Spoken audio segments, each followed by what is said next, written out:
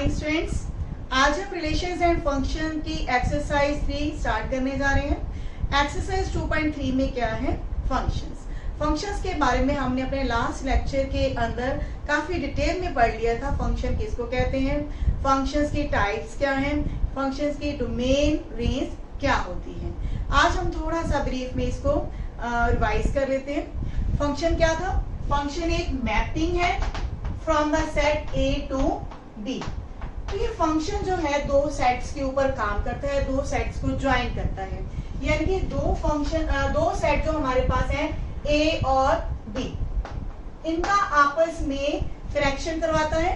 अगर इसके बीच में हमारे पास एलिमेंट्स हैं 2, 3, 4, 5 एंड 6, 7, 8, 9, 10, 11, तो ये फंक्शन क्या करता है? एक एलिमेंट को एक एलिमेंट के साथ कनेक्ट करता है।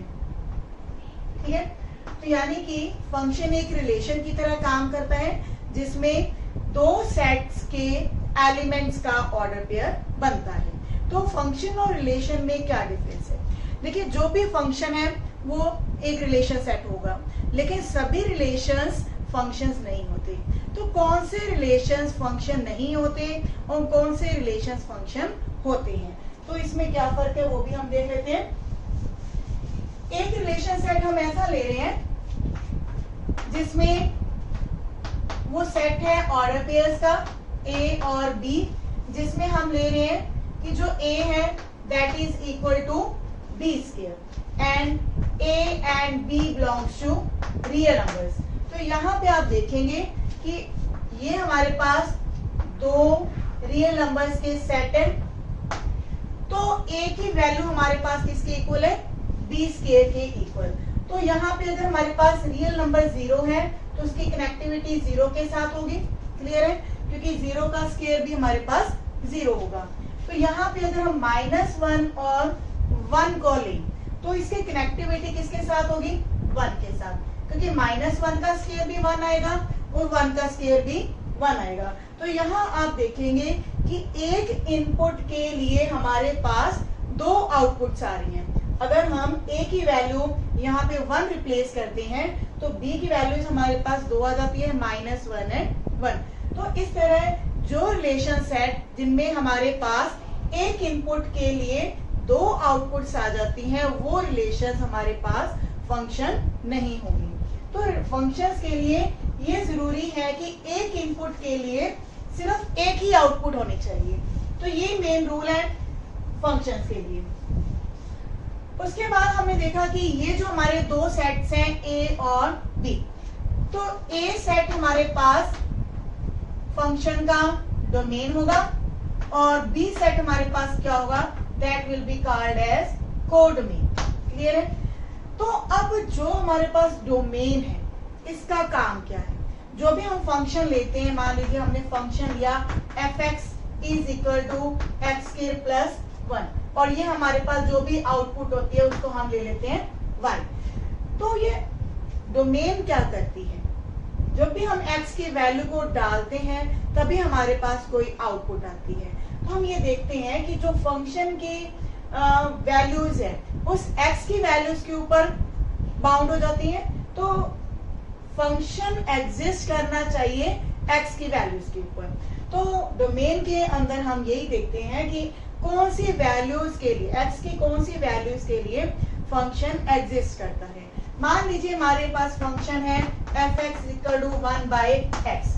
तो यहाँ पे हम देखेंगे कि फंक्शन किन वैल्यूज के ऊपर एग्जिस्ट नहीं करता। अगर हमारे पास x की वैल्यू 0 होगी तो फंक्शन की वैल्यू क्या आ जाएगी? f0 will be equal to 1/0। तो क्या 1/0 ये कोई फाइनाइट वैल्यू है? नहीं, ये हमारे पास इनफाइनाइट वैल्यू आ जाती है। तो हम इस तरह से ये कहेंगे कि ये जो फंक्शन है x की वैल्यू 0 के ऊपर एग्जिस्ट नहीं करता। तो यही चीज है डोमेन के अंदर कि जो x की वैल्यूज हैं फंक्शन उनके ऊपर एग्जिस्ट करना चाहिए। तो ये तो हुआ डोमेन का काम। अब कोडोमेन का काम क्या है? जब हम डोमेन के अंदर से कोई वैल्यूज हम फिलअप करते हैं फंक्शन के अंदर, या फिर ये कह रहे हैं कि ये हमारी इनपुट है, तो इनपुट के बाद हमारे पास क्या कैलकुलेट होकर आता है? आउटपुट्स। तो जब आउटपुट्स आती हैं तो वो हमारे पास उनका जो सेट होगा उनको हम कहते हैं रेंज। रेंज क्या है? This is the set of outputs. और दूसरे शब्दों में हम ये भी कह सकते हैं कि जो डोमेन के एलिमेंट्स हैं उनकी इमेजेस के सेट को हम रेंज कहते हैं। तो जो रेंज है that should be the subset of codomain, क्योंकि ये जो रेंज आती है हमारे पास, या फिर ये कह लो जो भी आउटपुट्स आती हैं वो किस सेट को बिलोंग करेंगी? कोडोमेन को, क्योंकि हमारे पास सिर्फ दो ही सेट हैं, ए एंड बी, जिसमें से एक हमारा डोमेन होगा, दूसरा हमारा कोडोमेन होगा। तो जो भी हमारी आउटपुट्स आती हैं उनका जो सेट होगा वो हमारे पास रेंज होगा, लेकिन जो रेंज है किसका एक पार्ट होगी? वो सेट बी का पार्ट होगी। तो इस तरह से ये आपको क्लियर होगा कि डोमेन क्या है, कोडोमेन क्या है और रेंज क्या है। ये तीन मेन चीजें हैं जो इस एक्सरसाइज के अंदर आज हम कैलकुलेट करेंगे।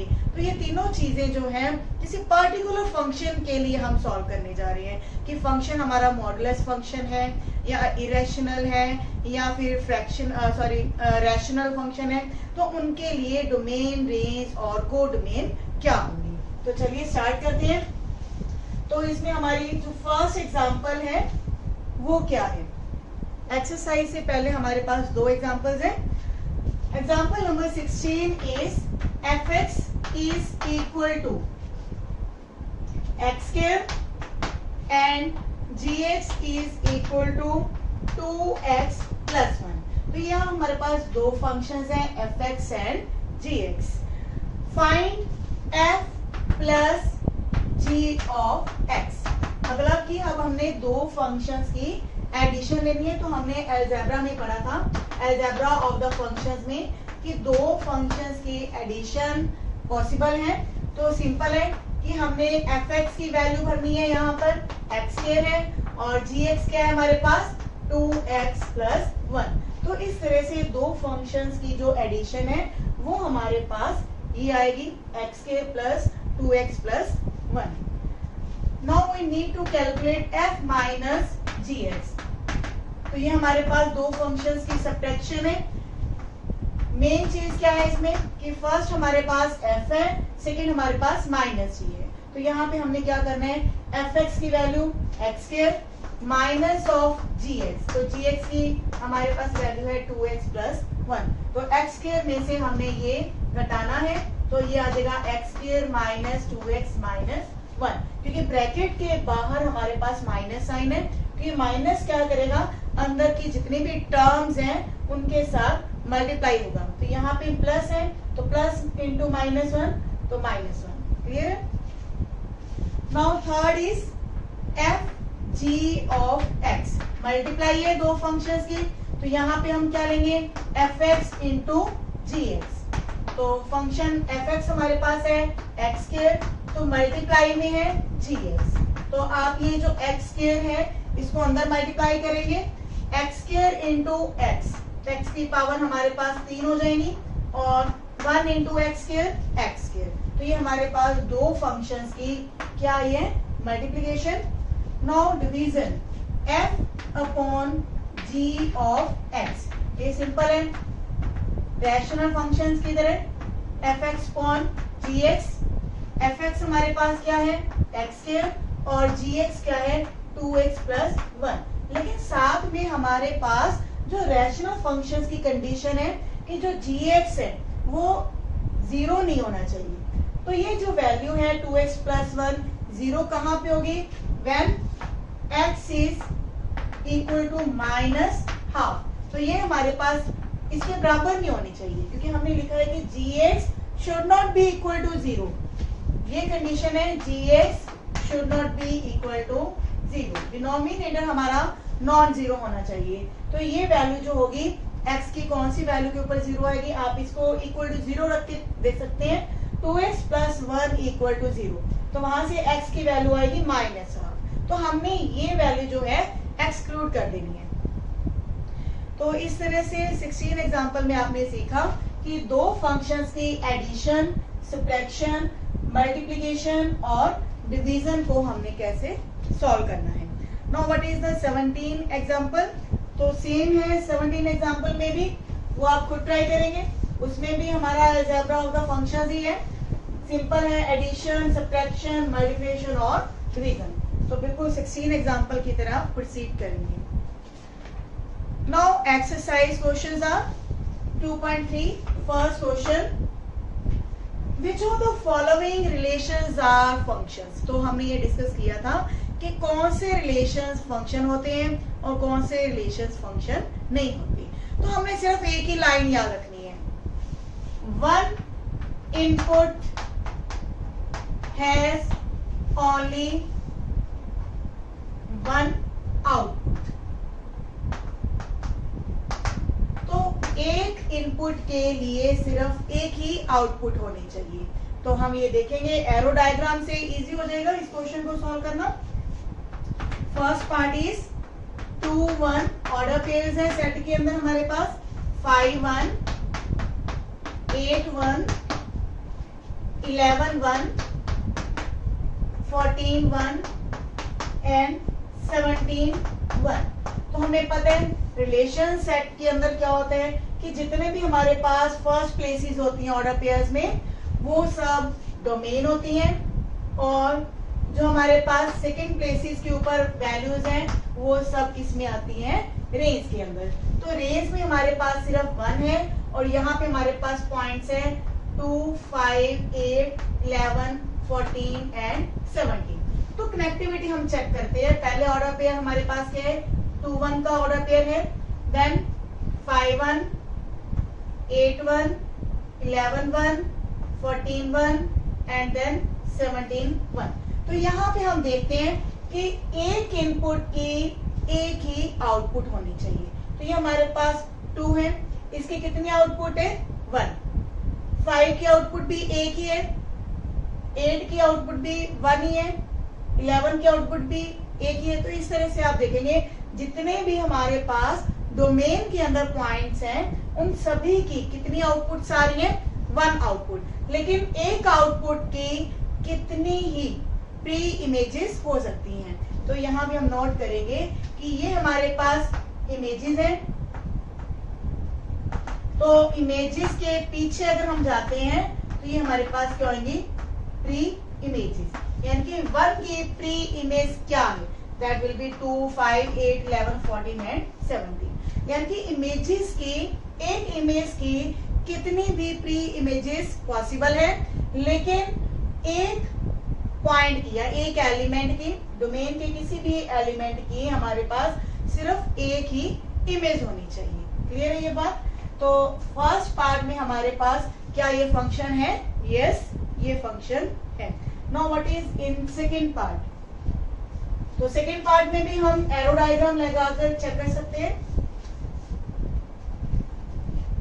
सेकेंड पार्ट में हमारे पास सेट है 2 1 4 2 6 3 8 4 10 5 12 6 एंड 14 7। तो इसमें भी हमारे पास 2 सेट्स हैं डोमेन और रेंज के। तो इसमें फर्स्ट जो प्लेसेस है, जितने भी हमारे पास फर्स्ट प्लेसेस के एलिमेंट्स हैं डोमेन के अंदर आएंगे 2 4 6 8 10 12 14। तो सेकेंड प्लेसेस के ऊपर हमारे पास एलिमेंट्स आ रहे हैं 1 2 3 4 5 6 और 7। तो ऑर्डर पेयर्स के अकॉर्डिंगली हमने कनेक्टिविटी लेनी है। 2 की अटैचमेंट हो रही है 1 के साथ, 4 की 2 के साथ, 6 की 3 के साथ, 8 की 4 के साथ। इस तरह से आप देख रही है कि हर इनपुट के लिए हमारे पास सिर्फ एक ही आउटपुट है। तो ये भी हमारे पास फंक्शन है, तो it is also a function. Clear है? सेकेंड पार्ट भी हमारे पास एक फंक्शन है, क्योंकि हर इनपुट के लिए हमारे पास एक ही आउटपुट है। नेक्स्ट थर्ड पार्ट इज, तो थर्ड पार्ट थोड़ा सा डिफरेंट होगा। उसमें हम चेक करेंगे कि वो फंक्शन नहीं है तो क्यों नहीं है। थर्ड पार्ट में 3 ही हमारे पास ऑर्डर पेयर्स हैं 1 3 1 5 2 5। क्लियर।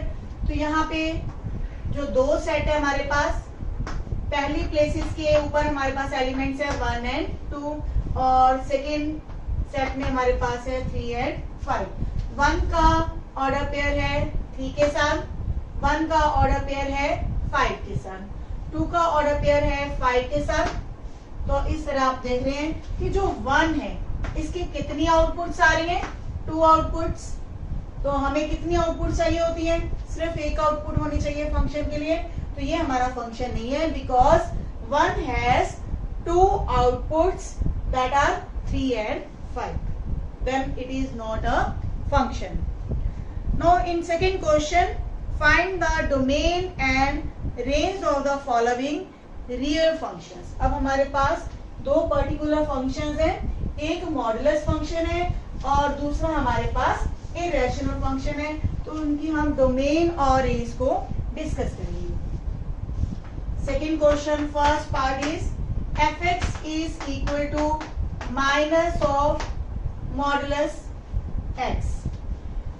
तो इसके डोमेन और रेंज को हमने डिस्कस करना है। देखिए x की किसी भी वैल्यू के लिए अगर हम 1 लेंगे तो इसका आंसर हमारे पास क्या है, -1।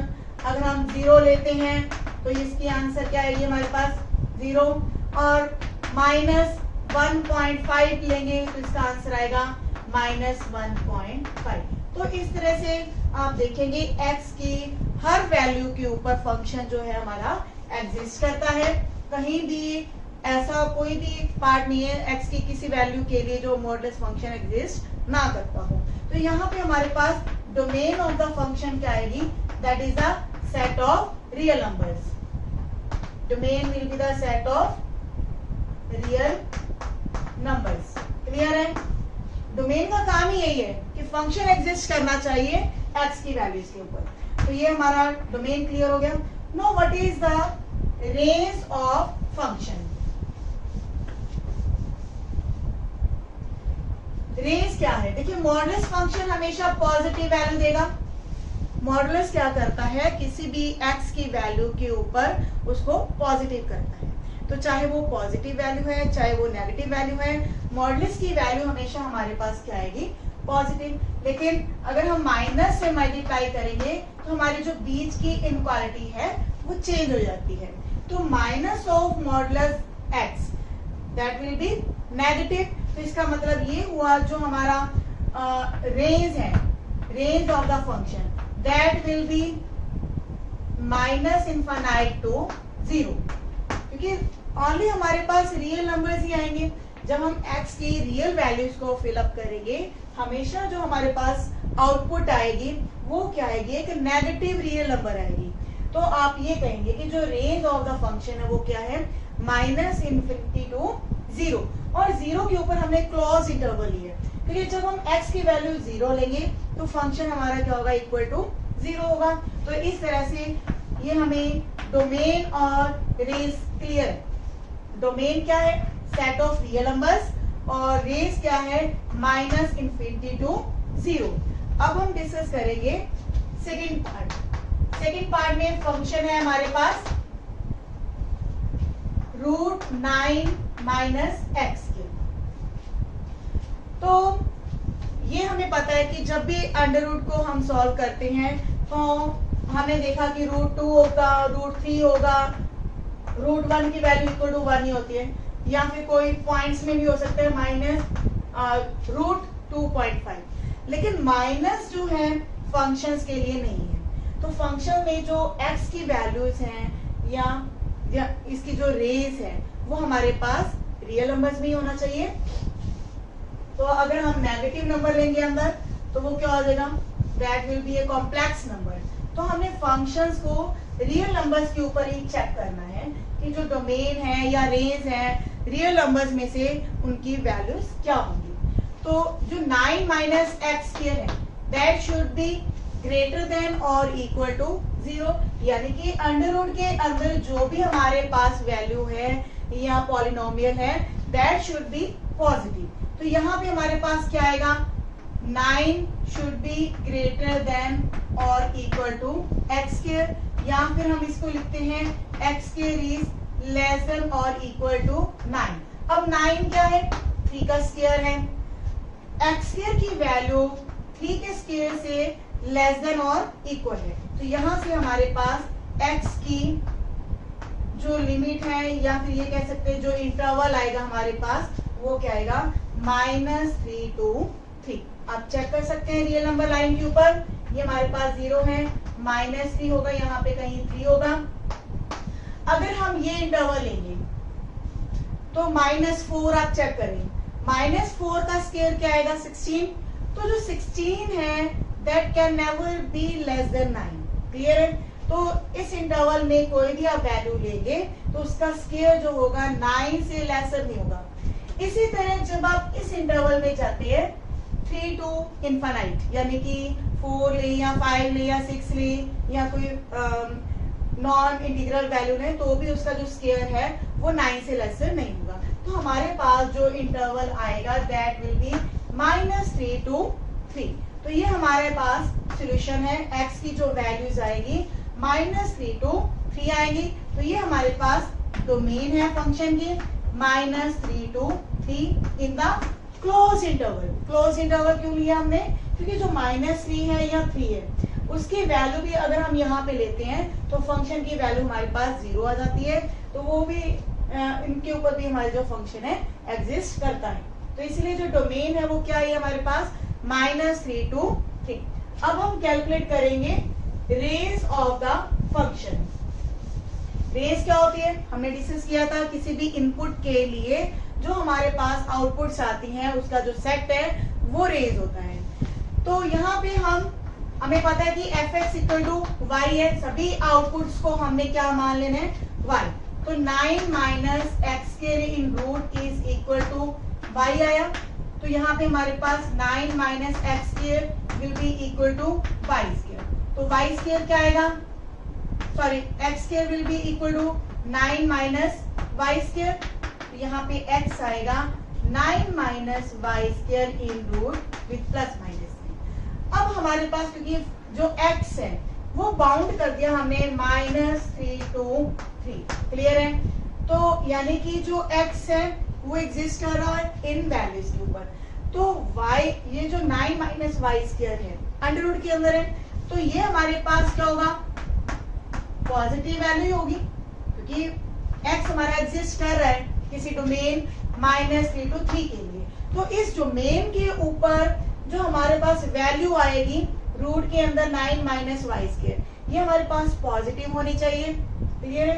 तो यहाँ से सेम वही चीज हम रिपीट करेंगे, तो हमारे पास y बिलोंग्स टू आ जाएगा -3 to 3। लेकिन साथ में हमें ये भी पता है कि क्योंकि फंक्शन हमारे पास क्या इक्वल टू y, ये जो वैल्यू आई है root 9 - x² is equal to y। अब क्योंकि किसी भी वैल्यू का जब हम अंडर रूट लेते हैं, इन वैल्यूज के ऊपर ही आप चेक कर सकते हैं, तो ये हमारे पास एक पॉजिटिव वैल्यू आएगी। तो y हमारे पास क्या आएगा, y will belongs to 0 to 3 only. Clear है? इसको हम स्प्लिट करेंगे बिकॉज y इज पॉजिटिव। जब हमारे पास y पॉजिटिव है तो हमारा जो इंटरवल आएगा वो इसको हम ब्रेक करने के बाद ये कहिए कि y बिलोंग्स टू 0 to 3। तो ये हमारी क्या है, रेंज ऑफ द फंक्शन है 0 to 3। तो इसका रीजन समझ आया आपको कि यहाँ पे 0 to 3 इंटरवल क्यों आया है, क्योंकि y हमारा पॉजिटिव है। किसी भी वैल्यू के लिए x की जो हमारे पास वैल्यूज आई है -3 to 3, इस इंटरवल में कोई भी आप वैल्यू लेंगे उसकी जो अंडर रूट वैल्यू है वो हमारे पास पॉजिटिव आएगी। तो y अगर पॉजिटिव है और इस इंटरवल को अगर हमने लेना है -3 to 3, तो रियल नंबर लाइन के ऊपर तो कॉमन रिजल्ट हमारा यही आएगा 0 to 3। तो ये हमारी रेंज है फंक्शन की। नेक्स्ट है थर्ड क्वेश्चन। थर्ड क्वेश्चन में हमारे पास क्या है, एक फंक्शन दिया हुआ है और फंक्शन की वैल्यूज को कैलकुलेट करना है। तो 1 मार्क्स के लिए ये क्वेश्चन आ जाते हैं कि अगर फंक्शन दिया है देन फंक्शन की वैल्यू क्या होगी x की पर्टिकुलर वैल्यू के ऊपर। तो थर्ड का एक पार्ट हम ट्राई कर रहे हैं, बाकी पार्ट्स आप खुद करेंगे। fx क्या है, 2x - 5। तो यहाँ हमने f0 को कैलकुलेट करना है। तो यहाँ अगर हम x की वैल्यू 0 लेंगे तो f 0 बन जाएगा हमारे पास। तो 2 इंटू 0 माइनस 5, तो 2 इंटू 0 0, तो आंसर क्या आएगा हमारे पास -5। तो ये f0। ये क्वेश्चंस हम 9th स्टैंडर्ड में भी कर चुके हैं, 10th में भी किए हैं। तो ये सेम वही चीज है कि किसी फंक्शन की वैल्यू क्या होगी, उस हमने क्या करना है, जस्ट x की वैल्यू को रिप्लेस कर देना है फंक्शन की। Now fourth question is same, तो उसमें भी ये हम जो क्वेश्चन है फोर्थ, वो भी हम 9th स्टैंडर्ड में कर चुके हैं। जो टेम्परेचर है फारेनहाइट और सेल्सियस में, तो उसको रिप्रेजेंट किया गया है एक इक्वेशन के through, TC is equal to 9C/5 plus 32। तो इसमें भी हमने कैलकुलेट करना है T0, T28। T0 का मतलब C की वैल्यू हमने 0 रिप्लेस करनी होगी, तो हमारा आंसर क्या आ जाएगा 32। उसी के अकॉर्डिंग हमारे जो बाकी पार्ट्स हैं वो सॉल्व हो जाएंगे। Now see the fifth question, find the range of the each of the following functions. अब जो हमारा फिफ्थ क्वेश्चन है उसमें हमने अकेली रेंज को फाइंड आउट करना है। Fifth question, first part, fx is equal to 2 minus 3x। साथ में हमें दिया हुआ है कि x belongs to real number and x is positive. तो ये हमारे पास, ये भी कह सकते हैं कि ये हमारे पास एक डोमेन दी हुई है कि x पॉजिटिव रियल नंबर है।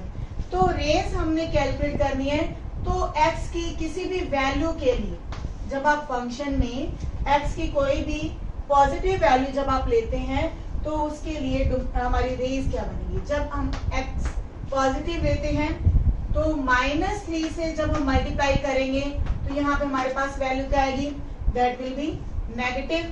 क्लियर है, -3 से मल्टीप्लाई किया तो -3x क्या हो जाएगा, नेगेटिव। अब हम दोनों तरफ 2 को ऐड किया, जब हमने दोनों तरफ 2 को ऐड किया तो ये हमारे पास क्या आ जाएगा, ये वैल्यू लेस देन 2। अब ये चीज क्या है, फंक्शन है fx, तो fx क्या है, दैट इज y। तो y ही हमारी जो है रेंज बनाती है, तो y क्या आ रहा है, लेस देन 2। तो यहां से हम ये कह सकते हैं range of the function is -∞ to 2। तो यहाँ पे हमने 2 को ओपन ब्रैकेट्स में रखा है, क्यों रखा है, क्योंकि जो y है it is not equal to 2। यहाँ पे हमने सिर्फ ये लिखा है कि y जो आ रहा है 2 से लेसर वैल्यू है, ठीक है। Now second part is x² plus 2। तो अब हमारे पास फंक्शन क्या दिया हुआ है, fx इज x² प्लस 2। तो हमारे पास जो रेंज है काफी इजी क्वेश्चंस है। अब क्वाड्रेटिक पॉलिनोमियल है, पहले हमारे पास लीनियर पॉलिनोमियल थी and x is a real number. तो लीनियर और क्वाड्रेटिक को हमने कैसे सॉल्व करना होता है, तो यहाँ हमारे पास क्या दिया हुआ है, x is a real number. अब यहाँ पे ये नहीं है कि x पॉजिटिव है या नेगेटिव, लेकिन हमें ये जरूर पता है कि x चाहे पॉजिटिव हो या नेगेटिव हो, लेकिन उसकी जब हम स्क्वायर वैल्यू लेते हैं तो वो हमेशा हमारे पास क्या होगी, ग्रेटर देन और इक्वल टू 0 होगी। तो यहाँ पे हम दोनों तरफ 2 को ऐड करेंगे, तो यहाँ पे हमारे पास क्या आ जाएगा, y इज ग्रेटर देन और इक्वल टू 2। तो यहाँ पे हम कह सकते हैं कि जो रेंज है फंक्शन की वो क्या आएगी, 2 टू इनफाइनाइट, और 2 वाली साइड पर हमने क्या लिखा है, cross bracket, because y can take the value equal to 2। Clear है। Now third part is fx is equal to x। ये हमने टाइप्स ऑफ फंक्शंस में भी डिस्कस किया था कि ये क्या है, आइडेंटिटी फंक्शन है। आइडेंटिटी फंक्शन में हमारे पास अगर fx इक्वल टू x है, देन x और y वैल्यूज क्या आती हैं, इक्वल आती हैं। तो जो डोमेन है वही उसकी रेंज है। तो यहाँ पे x belongs to real number है, तो y भी क्या आ रहा है हमारे पास, रियल नंबर। तो range of the function is set of real numbers. Clear है। तो इस तरह से किसी भी फंक्शन की जो हम रेंज है वो इजीली कैलकुलेट कर सकते हैं।